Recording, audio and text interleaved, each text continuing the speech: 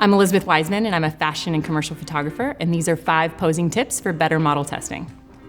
First, move your model's feet. I think our instinct is to initially move their hands or their face, but I find that the feet are the drivers for the whole body. So if you can get their feet moving, you're gonna find more interesting poses right away. Next, part your model's lips. I find that on the day-to-day, we don't walk around with our lips tightly shut. We talk to people, we react. So when I'm model testing and a model's face is feeling very flat, I have them open their mouths just a little bit so they look more dynamic and real.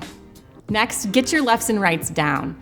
I like to use the model's left and the model's right. I think it's clearer. I think that that's initially what they think of when you give them direction. But another thing I like to add is mirroring them with my body. So I'll say to the model, turn your right shoulder towards me, but then I mirror them with my left so that they have a visual cue, but they also have the right audio cue that goes with their body. Next, most people look best from a 3/4 angle. As photographers, we often love that straight-on angle because it's a great connection to the camera. But for a model, we want to think about what's most beautiful for them. Asymmetries come into play, the lines of the chin and the nose come into play. So when you pull somebody just slightly left or just slightly right, you can find some things that really allow the light to fall beautifully on their face, and you can maintain that connection with the eye. You just have to be intentional about it, or you'll find yourself with too many straight-on shots.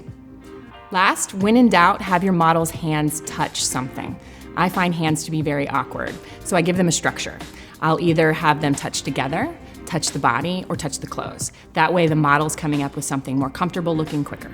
Integrating these 5 tips is gonna give you stronger images quicker, and it's gonna give you more beautiful photos for your models.